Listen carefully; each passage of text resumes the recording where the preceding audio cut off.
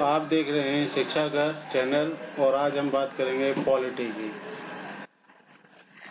आज पॉलिटी में विधायिका, कार्यपालिका और न्यायपालिका पर थोड़ी सी विस्तृत चर्चा करूंगा। समझेंगे विधायिका क्या होती है, कार्यपालिका क्या होती है, न्यायपालिका क्या होती है, विधायिका के कार्य क्या हैं, कार्यपालिका के कार्य क्या हैं, न्यायपालिका के कार्य क्या हैं। यह तीनों भाग सरकार के 3 स्तंभ हैं, जिसमें सबसे पहले विधायिका को जानेंगे। विधायिका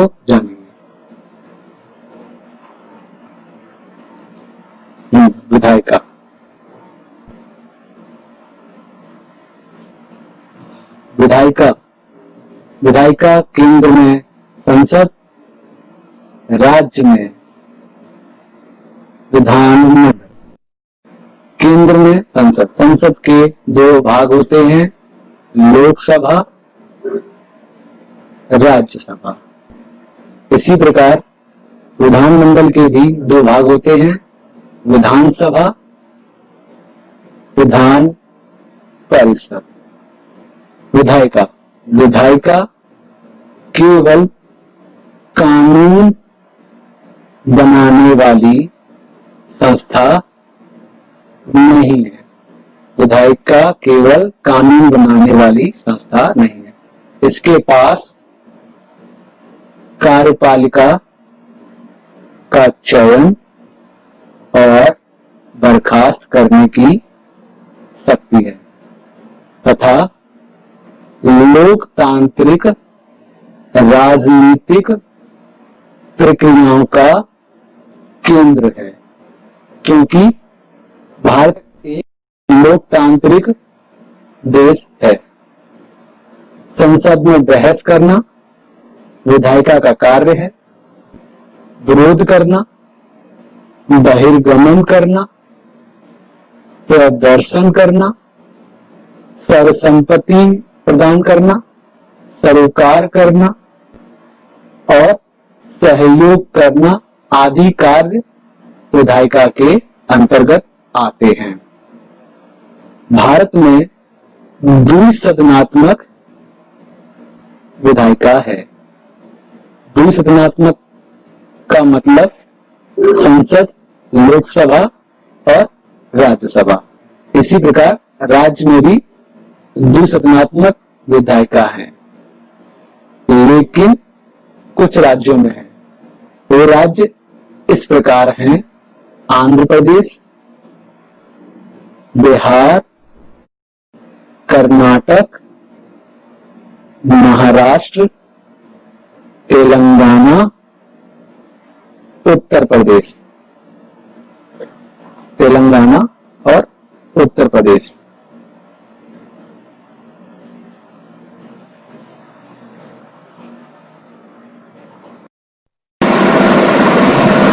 कार्यपालिका सरकार का एक अंग है।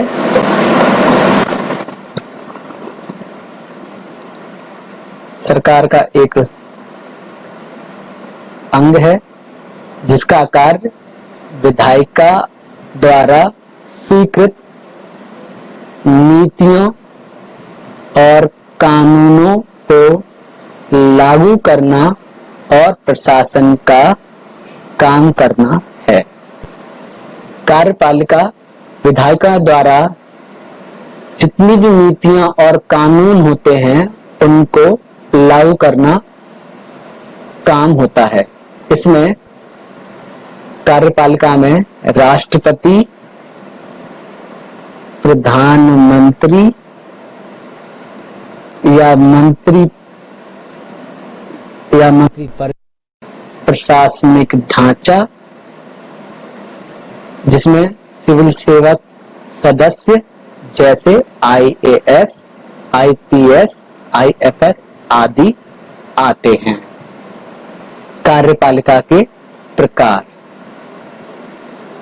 कार्यपालिका के 2 प्रकार हैं, सामूहिक और एक व्यक्ति। सामूहिक सामूहिक में पहला प्रकार है संसदीय व्यवस्था, दूसरा अर्ध अध्यक्षात्मक व्यवस्था। संसदीय व्यवस्था को जिन जिन देशों में लागू किया गया है वो दो देश इस प्रकार हैं: Canada, Japan, Italy, Germany, England, पुर्तगाल और भारत। भारत में कार्यपालिका 1919 और 1935 अधिनियम के तहत अपनाई गई। अर्ध अध्यक्षात्मक व्यवस्था जिन जिन देशों में है वह इस प्रकार है: फ्रांस, रूस, श्रीलंका।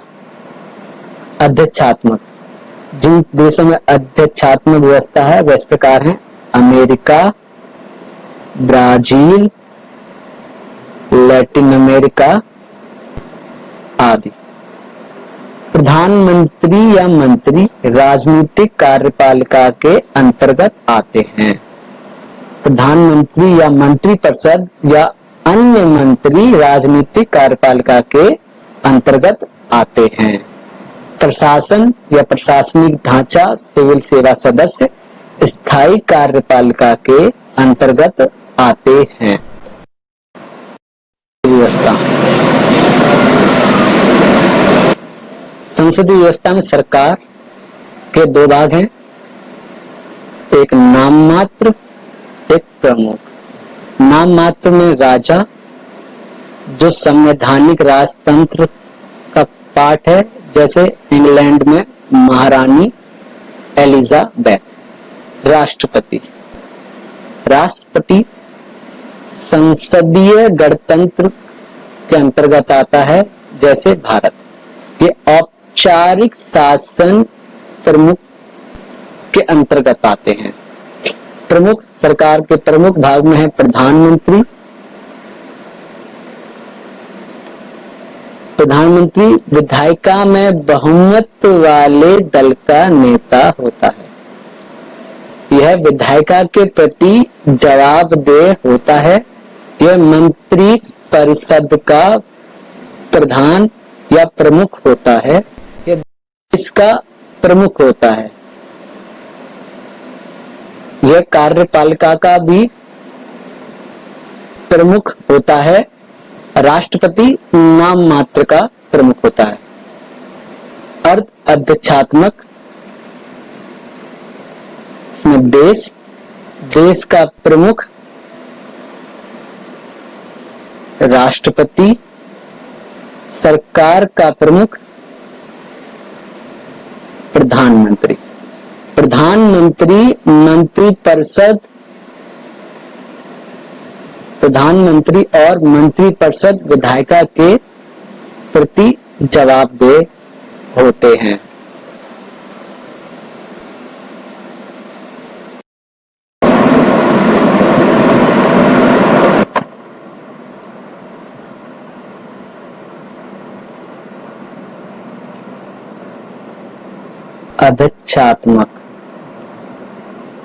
अध्यक्षात्मक में देश और सरकार का प्रमुख राष्ट्रपति होता है। राष्ट्रपति विधायिका के प्रति जवाबदेह नहीं होता। इसका चुनाव प्रत्यक्ष मतदान द्वारा होता है, जिस प्रकार अमेरिका में होता है। अमेरिका में अध्यक्षात्मक व्यवस्था है। न्यायपालिका व्यक्तियों के बीच, समूहों के बीच और व्यक्ति समूह तथा सरकार के बीच विवाद उठते हैं।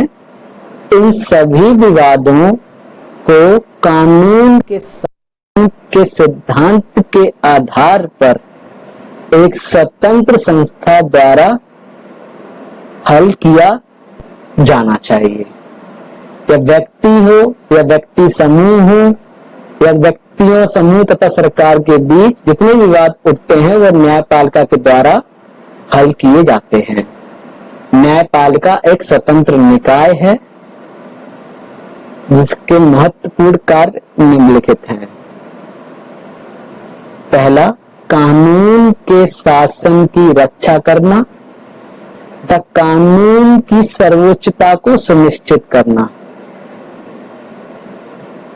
न्यायपालिका व्यक्ति के अधिकारों की रक्षा करता है। न्यायपालिका व्यक्तियों के मौलिक अधिकारों की रक्षा करता है। किसी के भी मौलिक अधिकारों का हनन होता है तो वह आर्टिकल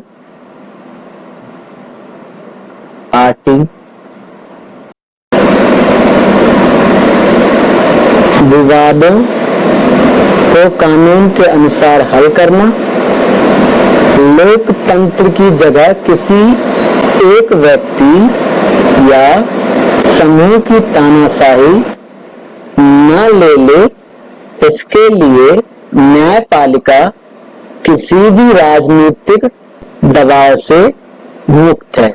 इसका मतलब न्यायपालिका पूर्ण रूप से स्वतंत्र है, इस पर किसी का भी दबाव नहीं होगा। और इसका अगला महत्वपूर्ण कार्य है संविधान की व्याख्या करना एवं उसकी रक्षा करना। संविधान के किसी भी अनुच्छेद की जब व्याख्या की जाती है, वह व्याख्या न्यायपालिका के द्वारा की जाती है। न्यायपालिका संविधान की रक्षा करता है एवं उसकी व्याख्या करता है। न्यायपालिका की स्वतंत्रता क्या क्या है, वह इस प्रकार है। न्यायपालिका की स्वतंत्रता, विधायिका और कार्यपालिका न्यायपालिका के कार्यों में किसी भी प्रकार की बाधा न पहुंचाए ताकि वह ठीक ढंग से न्याय कर सके। विधायिका और कार्यपालिका न्यायपालिका के कार्यों में ताक झाक नहीं करेगी, न ही किसी प्रकार से बाधा पहुंचाएगी। न्यायपालिका पूर्ण रूप से स्वतंत्र है, वो अपना काम पूर्ण रूप स्वतंत्र होकर करती है। सरकार के अन्य अंग न्यायपालिका के निर्णयों में हस्तक्षेप न करें। सरकार के और अंग जैसे विधायिका और कार्यपालिका न्यायपालिका के निर्णयों में हस्तक्षेप नहीं करेगी। अगला पॉइंट है, न्यायाधीश बिना भय भेदभाव के अपना कार्य कर सकें। कुछ नोट पॉइंट हैं तो इस प्रकार हैं। नोट पॉइंट पहला, न्यायपालिका देश की लोकतांत्रिक राजनीतिक संरचना का हिस्सा है। न्यायपालिका देश के संविधान, लोकतांत्रिक परंपरा और जनता के प्रति जवाबदेह है। तीसरा पॉइंट है, न्यायाधीश की नियुक्तियों के मामले में विधायिका को सम्मिलित नहीं किया गया है। यह सम्मिलित इसलिए नहीं किया गया है कि न्यायपालिका पूर्ण रूप से स्वतंत्र है, उस पर किसी का कोई दबाव नहीं है। चौथा पॉइंट है, न्यायपालिका का कार्य निश्चित होता है, वे सेवानिवृत्त होने तक पद पर बने रहते हैं। केवल अपवाद स्वरूप विशेष स्थितियों में ही न्यायाधीशों को हटाया जा सकता है। न्यायाधीश के कार्यकाल को कम नहीं किया जा सकता। इसका मतलब है न्यायाधीशों का कार्यकाल निश्चित है, वह सेवानिवृत्त तक ही अपने पद पर बने रहेंगे। केवल अपवाद स्वरूप उनको वियोग द्वारा हटाया जा सकता है। न्यायाधीश का कार्यकाल को कम नहीं किया जा सकता, सिर्फ वियोग द्वारा हटाया जा सकता है। अगला पॉइंट है, न्यायाधीश को हटाने के लिए बहुत कठिन प्रक्रिया निर्धारित की गई है। न्यायाधीशों के कार्यों और निर्णयों की व्यक्ति व्यक्तिगत आलोचना नहीं की जा सकती। सरकार के अन्य अंग न्यायाधीशों के कार्यों और निर्णयों की व्यक्तिगत आलोचना नहीं कर सकते। वह न्यायाधीशों के निर्णयों की आलोचना नहीं कर सकते। ऐसा करने पर न्यायपालिका उन्हें सजा का प्रावधान कर सकती है। आज तक के लिए हमारा लेक्चर इतना ही है। अगली हम बात करेंगे राष्ट्रपति पर। जब तक के लिए नमस्कार।